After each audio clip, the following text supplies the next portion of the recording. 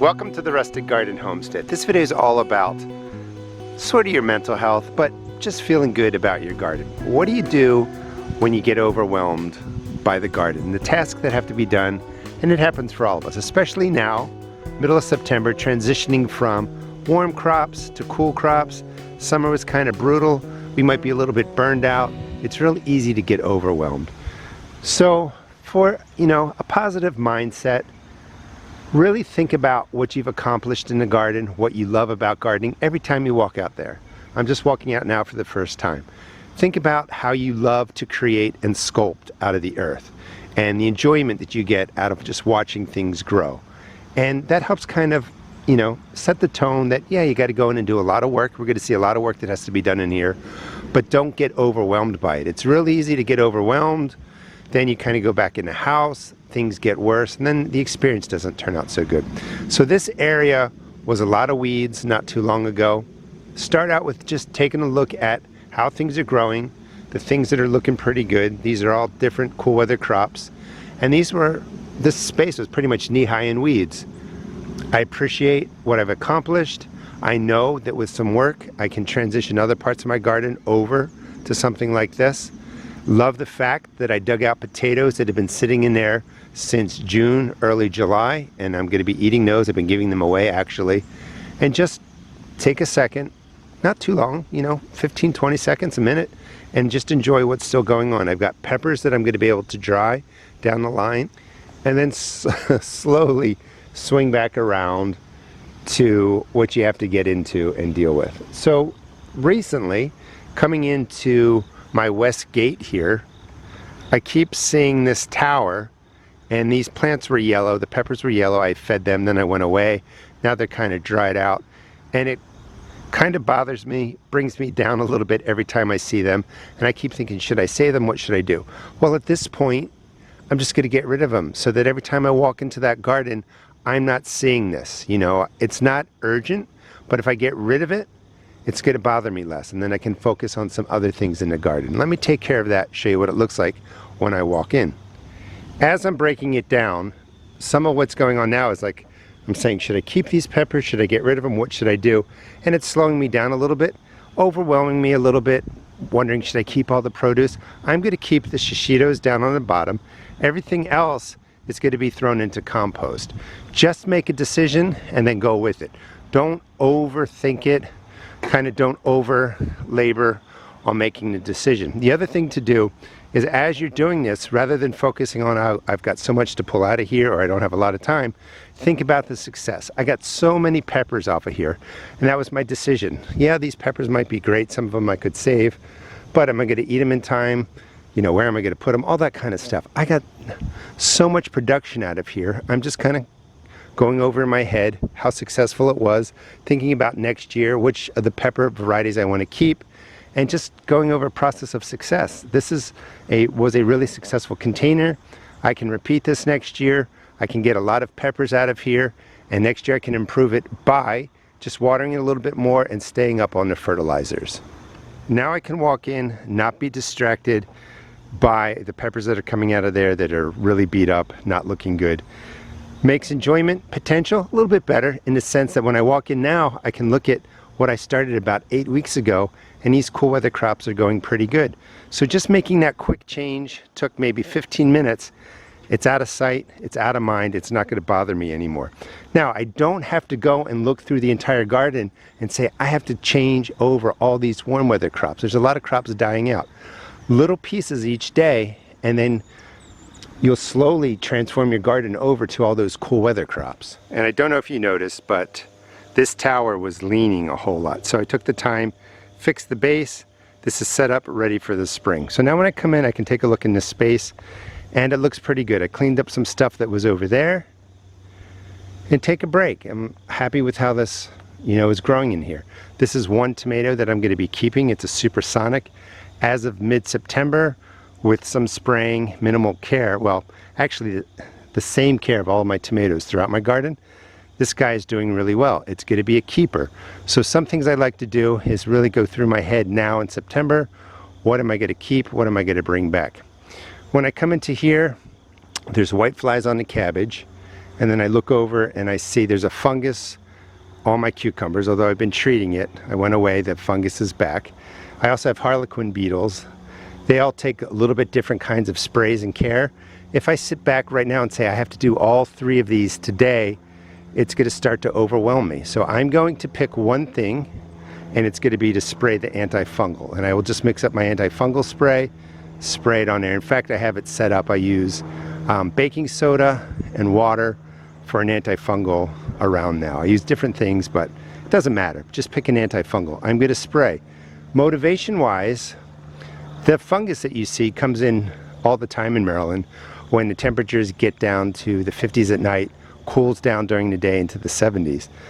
The fungus was on here. I sprayed about 3 weeks ago, helped get the plant back under control, and because of that, I've got these beautiful cucumbers starting to form. One up there, one down there, and that's the motivation.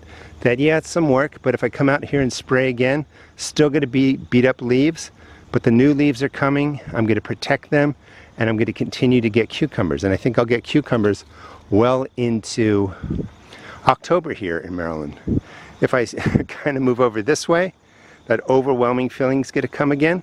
So spin around, kind of look at what you're focusing on, and then when I look all the way out to that garden, I know that I've removed the weeds, I've got transplants growing, this space looks pretty good, took care of the tower, although it's still a little bit crooked, I see, but it's better. And kind of work backwards, step back, looking at your success, not always looking forward to everything that you have to do. Helps with not being overwhelmed and not knowing where to start. The west gate is right over there, that's where I walked in. I want to take care of this area, and then I'm going to stop for today. Don't look at everything you have to do, look at pieces, kind of compartmentalize what you have to do. So I want to be able to walk in that gate, and then everything up to here is going to be cleaned up for the most part. So I'm going to remove the tomato plant here, the tomatillo, we'll see how the poblano looks. Going to clean up the cantaloupe plant that's pretty much done in this space, so that when I walk in, it looks cleaned up. It's, you know, a form of positive reinforcement that I feel good, things are growing for the fall, looks cleaned up, and then I can progress behind me and work on other things. The mental battle that can take place is you're like, look, new flowers, all this beautiful green growth. The plant is still producing. There's some tomatoes on there. It's true, but I also want to get some cool weather crops in. I know that these new flowers aren't going to do a whole lot because the temperatures are dropping, the frost is coming at the end of October, but it still becomes like this tomato plant looks like it's going to make it. Maybe I'll get some more fruit. Take off whatever fruit's left on there. If you have larger green tomatoes, fried green tomatoes, but don't get stuck, you know, focusing on a little bit of new growth and saying this guy's going to do something. I know that it's not going to produce. I still battle with keeping it, you know, staked up and growing. I just want to remove everything. Also, I'm looking at all these tomatillos that fell to the ground. I just don't use them. So I cut down to one plant. I may not even grow any next year. So always be assessing what you're removing, what's grown, and be deciding on how you're going to use it next year. I want to clear this space up, and I'm going to feel better for it. The space is cleared out. Move the mulch to one side. If you're going to be planting seeds, you don't want to be planting into mulch. So this is ready for planting, and I think, you know, it looks a lot better already. So I'm going to finish up by removing the cantaloupe that's pretty much died off right up there, and then we'll see how things look. You're going to be faced with the same thing. You may see little fruits on there, cantaloupe. This plant was just not strong enough to carry that fruit to maturity. You might see something like this. This one looks even closer. It's small. It should be a lot bigger before this pattern starts forming on there. The plant's just not going to make it. So make the decision, remove it, and you're going to feel a whole lot better. Just make the decision, be done with it, and then in this space right in here, I'll be able to plant more cool weather crops if I want to. A majority of the work is done for this morning. Pull a container on with you and just throw stuff in there. It's a lot easier than having a bigger wheelbarrow or having to move to dump your stuff. I can just grab everything, throw it into a container, be done with it. Going to keep the poblano for a little bit longer. I like when the fruit ripens to a brown. When I come into here, I'm going to be keeping this tomato too. It's massive. It grew by itself. The vine was everywhere. Rather than spend the time and staking it all up. I'm just throwing the vines over the cage. This will be fine for a couple of weeks. I'm going to get a lot of cherries. I know this one produces very quickly and they ripen really quickly, so I like this. I think it's a Matt's wild cherry, but it is kind of wild. It's self-seeded right there. So I'll keep that space. Things are starting to open up, and that's going to be, you know, mentally positive for me, so that when I come in later today or tomorrow in a day or two or whatever to do more chores, I'll just walk in right through here. I'll show you what that looks like cleaned up, and then that's going to allow me to kind of take a deep breath and work on the rest of the space. This is what I took out of the space, cleaned it up. We're going to do one more part of the garden, but I want to give you kind of a walk-in of what it looks like now. So now I come in, the peppers aren't sitting there. I'm going to do the spraying at the end of the video, spray the cucumbers. This space looks pretty good. Going to worry about weeding the paths later, but I can appreciate the cool weather crops that are growing. That's not bothering me anymore. As I spin over this way, the beds have been cleared out here a couple days ago. Cantaloupe is gone. Come through here, have the beginnings of the cleanup. Looks more open to me. I can put some seeds down or transplants, whatever I want to put into that space. I'll come back. The grass is actually easy to pull out. If I was still in a time crunch, I would just hit that with a weed eater. Just clear it all out. But I like now how this whole space, right to my goal, right to here, so have goals. Don't try and do the entire garden. Do it in parts. Is now been cleared out from everything you saw over there. And here was cleared out a little bit before. And then I spin around, got to get to the spraying. Got to eat those shishitos, but this space looks good. After you've worked a bit and you've gotten things done, certainly look back and appreciate what you accomplished, but then just go over to the other parts of your garden that you've been working on through the same process and just look how beautiful all these lettuces are. So I'm going to be planting a lot more leafy greens because they do well in cold weather. They can take a frost like a lot of your cool weather crops, and I really eat them a lot, and I'm going to try and extend the season and grow them through really hopefully late December into January. But always appreciate what you're accomplishing and think about what's going to become of that space that's overwhelmed with weeds and needs care. Let me show you that spot. So a little bit deeper in the overgrown jungle, I had my sunflowers in here. I'm going to probably remove those. Got strawberries growing in here, and they're doing really well. They're ready to be propagated. All the runners can be cut, but there's just tons of weeds in there, and mosquitoes are hiding out in there, all kinds of insects. I may want them, I may not want them, but it looks like a lot of work. So if I say, oh, I got to do all this today, it's going to be overwhelming, and maybe I put it off for a couple more days or even a couple more weeks. So now when I walk into this space, it looks a lot better. Cleared out one bed. I think it looks beautiful. Water everything in, because when you're pulling out things, you might disturb the roots of the strawberry, so water them in, you know, make sure that they're okay. Cleared out the path right down there, and things look better. Took some weeds out of the back. That wasn't my goal, but that's a little bit extra. You can sort of play mind games with yourself. Pick a goal.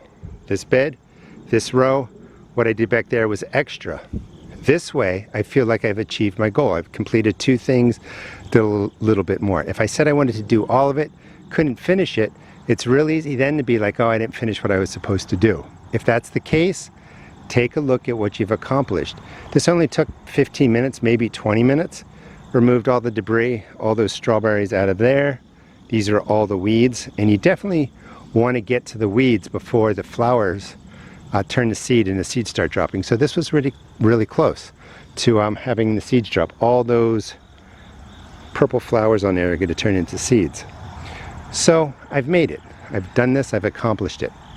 And finally, as I'm weeding this and I'm looking at the weeds that have flowered, starting to form flower heads, I could be beating myself up saying I should have done this last week, should have done it 2 weeks ago, why did I get it? You know, why did I leave it to look like this? Don't beat yourself up. You've got jobs to work, kids to raise, a whole lot going on. Just be proud that you're creating in the garden and you're what I like to call sculpting in the earth. Don't necessarily celebrate your accomplishments, but appreciate them. You gotta appreciate what you're doing while you're keeping a list of other things you have to do. This space looks great now. You know, shooting the video, cleaning up this space, seriously, might have only been about an hour's worth of work. Maybe that's all you're able to do each week. That's okay. Give yourself credit for what you're accomplishing. And if you stick with it, you know, you're going to be able to tend most of the garden most of the time. That's the goal. Don't have unrealistic expectations that everything has to look like in Home and Garden TV. Garden. I used to shoot my videos when things were cleaned up more, but I thought it gave a bad impression to new gardeners. So I'd like to show it now, how it really is in growth and in transition. But I'm happy with what I accomplished. I hope you use these to help yourself from feeling overwhelmed in a garden or when you get burned out, and just appreciate what you're accomplishing. Look back every day at how things are growing, what you're doing, and be proud of being a gardener and tending to your garden. Thanks for watching. Please check out my seed shop at therestedgarden.com.